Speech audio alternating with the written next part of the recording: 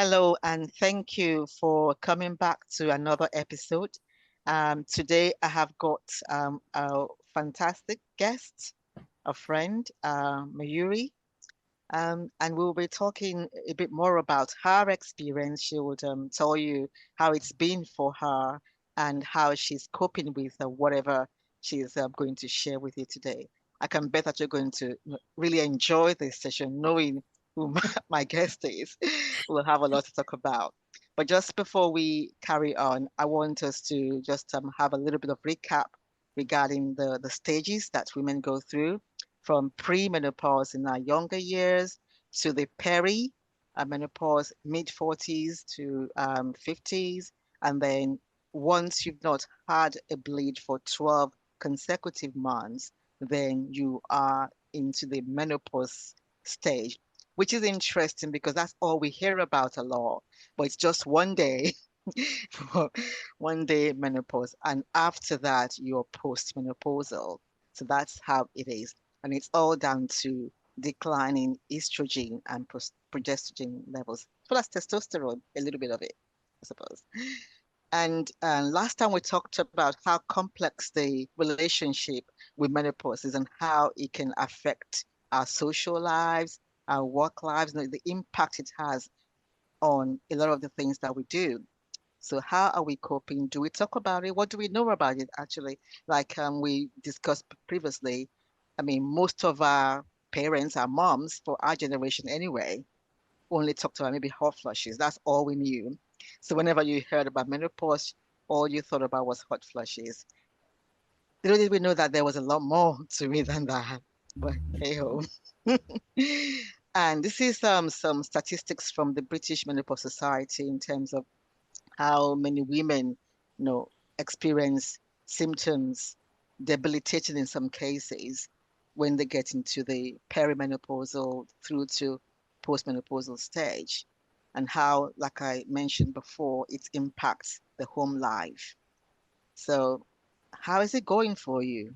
And if you actually want to come and share your experience, please do get in touch. And I would just want to also give a shout out to our newest subscriber, Mama Sean. I think I called that correctly. Thank you. Keep on watching and please do share and comment. And yeah, if you want to come on, I will be glad to have you to share your experience as well. So that's more statistics from the British Menopause Society. Yep, I will leave it there and we would start talking with our guest, Mayuri. So I'm going to stop sharing and we're just going to talk now. Thank you. So, Mayuri, thank you so much for coming on this episode. I know I say that you're multicultural yourself because you're got Asian heritage. You were born in Africa. Well, I don't like saying Africa because it's a particular country, but you'll tell us about that later. And you've grown up in Britain. So just packaged in one person, that multiculturalism. And it will be good to also hear how that has fed into maybe your menopausal experience and this cultural impact. But the floor is yours now to just share. Over to you, Mayuri.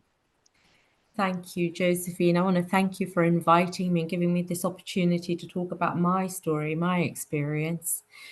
If I was to share my intersectional identity, I would say that I'm Indian. I was born in Kenya, in East Africa, and I moved to the UK when I was 10 years old. So I consider the UK my home, and the wider cultures sort of become mingled in with my own sort of Indian Asian culture. I would say I'm pretty westernized. So that's my sort of background. Yeah, thank you for that, for Yeah, clarifying that. Thank yeah, you. So yeah, tell us, how has it been for you, this menopausal transition? yeah. It's been interesting, Josephine. It sort of crept up, and I'd sort of started noticing changes in my body, sort of some symptoms with sort of urinary dribbling and sort of Mm, yeah. irritation down there, sort of itching, and just sort of wondering, well, what could this be? And it never, the thought that it could be the menopause, the perimenopause, never really even came to me. I just kept thinking, oh, I have thrush, or there's something going on. There's something going on down there. Um, and I had some very interesting other symptoms as well. Just, it was interesting that you said most of us just associate the menopause with hot flashes, hot flushing. And Mm-hmm. that's certainly what I remember of my mum, who went through the menopause. I remember her being really irritable and crotchety. I remember her literally seeing her drenched at times, sort of saying or talking to her friends in sort of hushed tones. I don't know what the sort of secret was about, but they used to call Mm. it the change, and it wasn't something that was openly talked about. Yeah. Menstruation, menopause, anything to do with women, it was all quite sort of, secret and hushed tones kind of. So that was my sort of the only thing I knew. My mum never talked openly about anything to do with the menopause, just what I remember, what she went through. Mm. Sadly, I lost my mum when she was 67. So I was never, I was 40 years old at that time. So I've not had anybody really to talk about Talk those. about it. Yeah, Yeah. how was it for you? How was it for me? Kind of thing. Yeah. But it certainly crept up. It certainly wasn't in my sort of thinking that Mm. I'm going through the change, that things are, that my periods will stop. Uh, I feel a little sad. I'm 50, that I feel a little sad. It's happened early, is what I think. But I know that there's a definition of sort of, a premature menopause, and I'm certainly not that. I'm well Yeah. within the Yeah. sort of average Yes. Yeah. range. Definitely. It's been 12 months, just very recently, since I had a bleed, so I would be considered, menopausal, Menopause. Yeah. postmenopausal. Your Yeah, postmenopausal. yeah, Congratulations. yeah. Once I got my head round it, I could see the advantages and benefits. It's Mm. really funny, some of the sort of issues I had. Um, I felt it was a bit unnatural. Something odd was happening with my body, if I wasn't going to have a period, Yeah. what was going on, kind of thing. Um, I sort of worried about that, but I've been quite fortunate in that I had a couple of sort of odd cycles, Mm. no heavy bleeding or irregular bleeding, anything like that. And then periods just stopped. Oh, And then I've had lucky nothing in you. between. Lucky you. Yeah, exactly. I do feel lucky because I've not had a hot flush. I feel a Mm. sort of slight sort of dysregulation with the heat, and I deal with that. I remember we joked about it once, uh, that in the Yeah. night times, if I do start sort of feel an internal kind of heat, I just lift the duvet up and have one leg Leg out, out. Yeah. and that's just the right ratio of cool and And heat. yeah, and that's actually helped me a lot. I remember because when I started to experience it, my mind just went back to when you mentioned that. I was like, oh, okay, let's try this trick, and it worked. I'm like, yeah, I think I told you about it afterwards. That yeah, I We tried laughed it, about it. and it's They, worked. Yeah. they should do a randomized control trial, shouldn't they? But I mean, it's what worked. And I've also had to sort of think about the ventilation in the room at night. I don't want it Mm, too hot, have the sort of window open if I can, and wear yeah. light cotton kind of Clothing. materials. Yeah. Cool. That's Yeah. yeah. So that so flushes and things like that weren't a problem for me, but I can see, looking back on it now, I can sort of see maybe I did go through some issues that I didn't always connect up with the menopause. Yeah. I got very anxious. I started getting very, very anxious, and I couldn't explain it. There wasn't life has its stresses, ups and downs. I have Mm, children and there's work and it's all busy, but I just couldn't get, there were days when I couldn't get to sleep at all. It's as if somebody had put a caffeine overload into my body. Or I would just wake up at about 2 or 3 o'clock and I couldn't get back to sleep again till about 6 or so. And it was time Yeah. to wake up. Insomnia. Insomnia. And that went on for, I would say, best part of a year or so. In fact, Mm. even before then, I remember that sort of happening and wondering, what is that about? And I never put it down to menopause. And I've Yeah. noticed, since when I hit about the 12-month mark, and I don't know if this is sort of placebo or psychological, I noticed actually my sleeping has got much better. Okay. Again, lucky you, because it Yeah. happens to people differently. Yeah.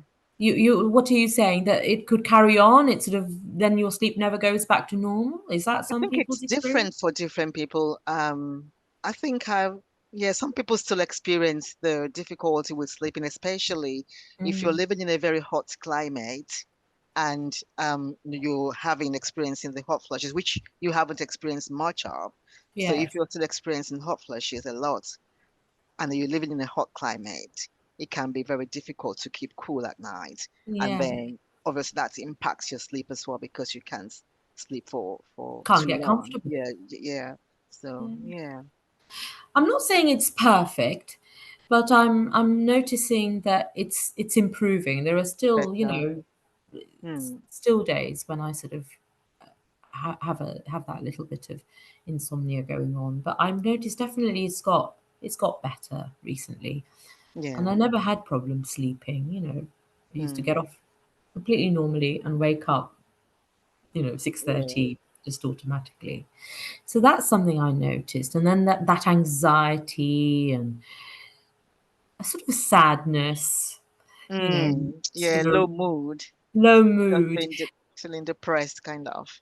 Yeah. And it was the funniest kind of things. A sort of sadness crept up that I wasn't going to be able to have children. Now I was, 50 years old, 49 years old. But, and my children are sort of one's at university and sort of one's doing GCSEs. It wasn't as if I was wanting to wake up and do nappies or anything, but this sort of feeling came over me, that things were Yeah. changing, things were shifting. And Mm. sometimes that produced a sort of a feeling in me that I wasn't fully in control of things, that Yes. things were out of my control. Yes. So I had that kind of anxiety happening. Mm. Um, and it felt quite overwhelming at times. I felt quite tearful, Yeah. and I felt very sad. Yeah. Um, Yeah. is it there still? It's sort of, on and off, not so bad. Things are Mm. improving. Yeah. I mean, I'm so glad to know that things are getting better for you. And I mean, that's going to be the same for a lot of women as well, that it will get better. So Mm, whatever you're going through right now, if you're experiencing very bad symptoms and you don't want to take anything for it, just mm. know hopefully, there is a brighter, you know, Things brighter pass, future. things Yeah, get it better. gets Yeah. better. It's this continuous change, which is interesting. Yeah, you Mm. talked about the anxiety, the palpitation. You have not actually mentioned palpitations. I'm putting words into your mouth, but there Well, was something you mentioned early mm, on about the urogenital symptoms and yeah. maybe wanting to wee and not having control. Would you like to say a little bit more? How did you cope with that? Yeah, I don't know how I coped with it. I just, again, I remembered my mum. We used to go out shopping and we'd come back, with bags of stuff. And she'd just be sort of, crossing her legs and saying, "Oh, I need to go to the loo. I need to go to the loo." And I sort of used to laugh at her. I used to think, "What's the matter with you? What are you Mm, doing?"